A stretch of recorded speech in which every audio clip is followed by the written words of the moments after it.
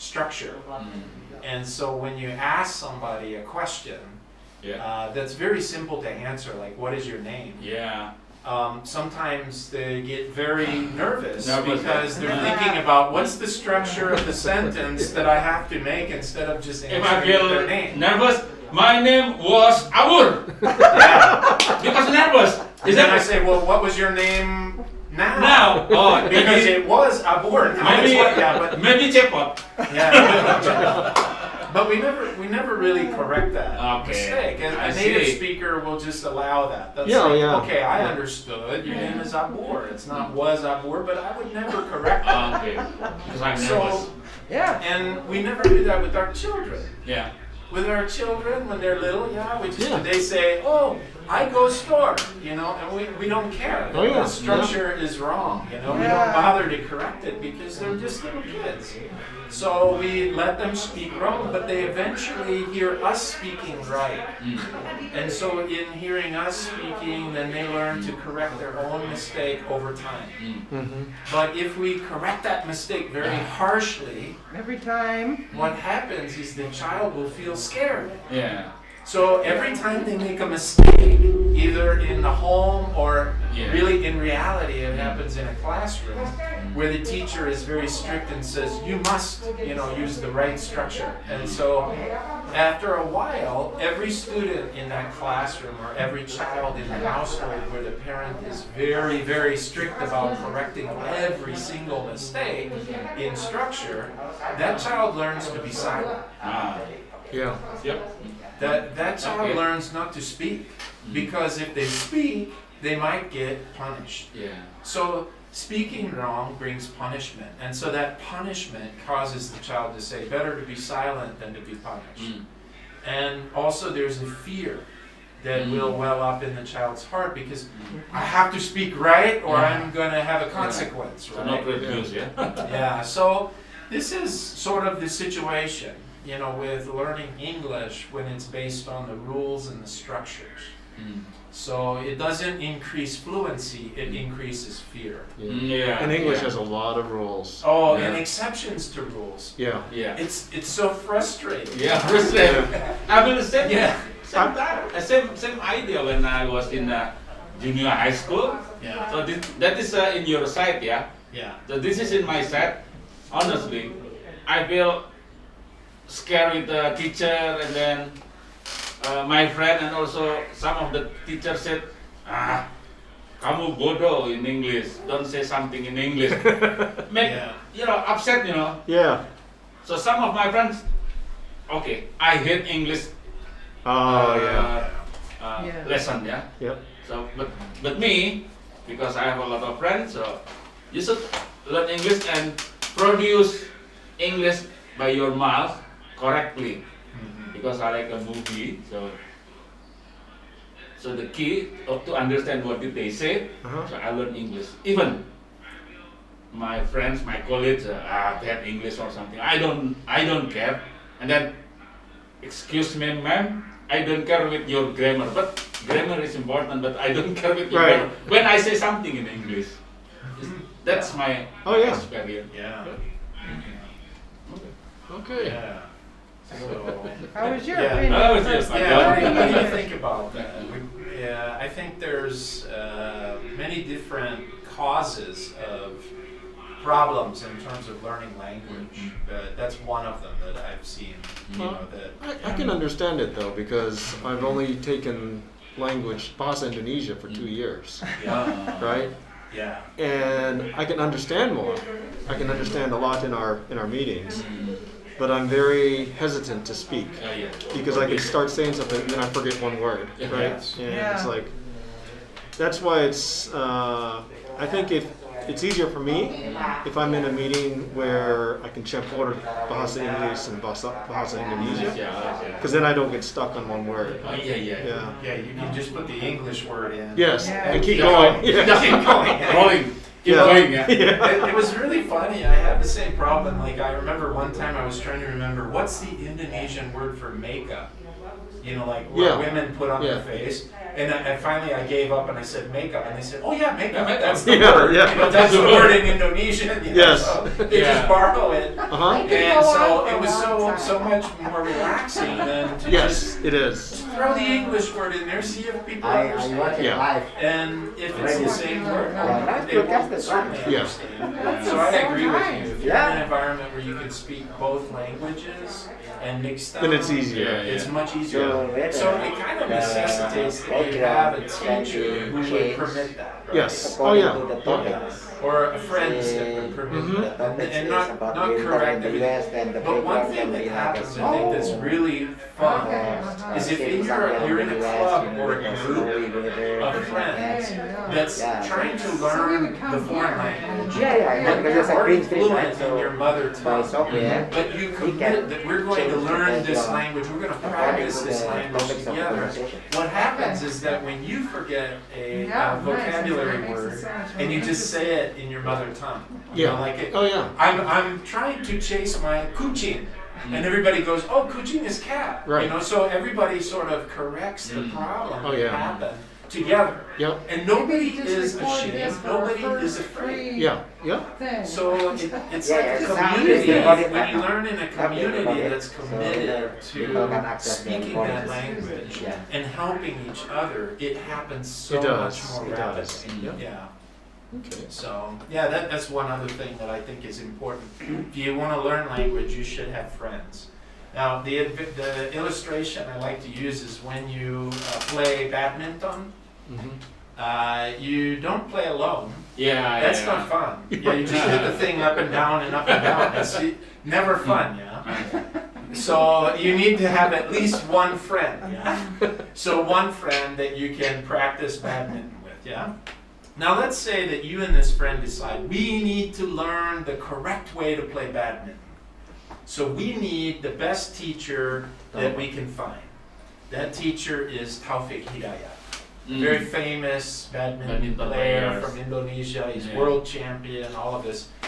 And so let's say we all sit in a classroom and Taufik Hidayat teaches us the rules of the game, and he uses a blackboard, and he teaches us everything we Theory, yeah. could possibly need to know about about playing badminton. And then he says, okay, here's the technique, and even we have videos Yeah. of somebody using the right technique and all that kind of stuff. Okay, that's good. But will that person who sits in that class be able to play badminton? Right. Will they be able to pass a test, a Yeah. written test about badminton, demonstrating that they are very competent in badminton? Yeah, they can. But in terms of playing, It's different. Yeah. it's different. Yeah. Yeah. So everybody has to be willing to go on the court and practice. Yep. And be willing to not only receive input, but maybe give input to their friends. Okay? And also to guard against laughing, right? Yeah. I think that's the thing that's really sort of embarrassing. And so let's say somebody goes out on the court and they use the silly technique to swing the badminton racket, and everybody has to kind of like, let's not. Okay, so you don't laugh when people use, and you allow people to self-correct as well. But let's say that somebody has learned well in the classroom, they are really up on the rules of how to swing or the technique of how to swing. But here comes the badminton cock, and it's flying above them, and they're so busy thinking about grammar. the technique. The technique. I have to use right technique. The technique, and the thing falls to the ground. Yeah, the cock. They lose. Yeah. Yeah. Better that they would use that silly technique Silly. and return Yeah. the cock to the other person, opponent. and then you play. And so there's a time, a commitment that you play. And playing and learning language is speaking. Yeah. Yeah. It is. Yeah. Playing is listening and speaking. Yeah. And that's those are the two skills that we cannot master in the classroom unless the teacher forces us to play. Right. Yeah. Yeah. Right? Yep. And so that's where I think the main weakness in learning language, is all the worldwide, right? Yeah. where can you find the community? Well, this is why, Abur, you learned abroad. You went to Australia. Yeah. And you have to speak English or not. Yeah. Or be silent, right? Yeah. Mm-hmm. Well, even in better schools, the universities in Indonesia, you have to speak some English. Yeah, in You have to take a test. Yeah. Nowadays we need a student with maybe a middle of the level of the student should be maybe speaking a little bit, that's okay. Yeah. Nowadays we need a student like that. Yeah. And nowadays also senior high school need some of the student can talk in English, but if they maybe a province make like a debate in English. So because of me work in central government, central office of education, so we push every school, and then after that choosing of debate, and they will invite by us, and then that's why in every university now they need the student can speak English not well, but okay lah. Yeah.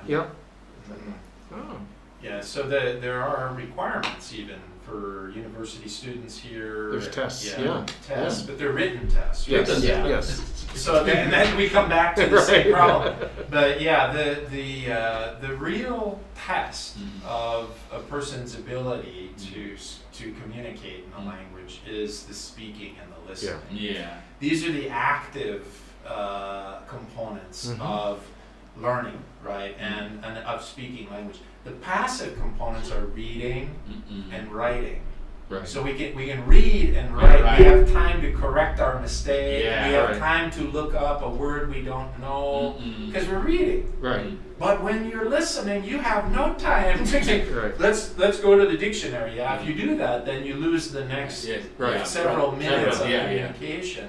So it takes an individual who's ready to let the word they didn't know just, okay, I didn't know that word, so what?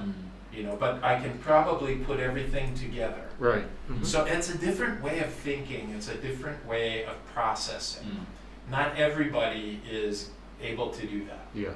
There are a lot of people, detail focused. They think, oh, I don't know that word. I need to know that word now. If I don't know it now, it will bother me. So it's a different personality too, I think, it is. sometimes that are able to learn well with listening and speaking. Yep. And I know this is part of how we've learned Indonesian language, right? So is because the teacher only speaks, and you have to process. Right. Yeah. You don't know half of what they say in the beginning, or not even 10% of what they're saying in the beginning. But it's to sort of ease you into processing, with your listening. Yeah. And if you start with reading, that can be a little bit difficult because you do not have the sound of the word correct. Maybe you're reading it and you're pronouncing it wrong in your head. And so then when somebody speaks it, you don't recognize that's the word that you know written in this way. Yeah. Oh, English is full of words like that. Yeah. Why? Because we borrowed many words from other European countries and from all over the world. So then there's all these exceptions to pronunciation. Right. So why didn't I pronounce the T here? Or why didn't I pronounce the S here? Or whatever, you just, well, normally you would, but with this word you don't. Thank you. There's 100,000 exceptions. And so it can be quite frustrating. Well, that's the difference between a high context language and a low context language. A low context language, it means you have a very precise word for something. And that's what English is. There's a very precise word for anything. But a high context language, you have to have those surrounding words to actually understand the meaning of that word. That's a good point. And like Arabic and to a certain point, Bahasa Indonesian are high context languages. You have to have more words that surround that to really get the full meaning of it.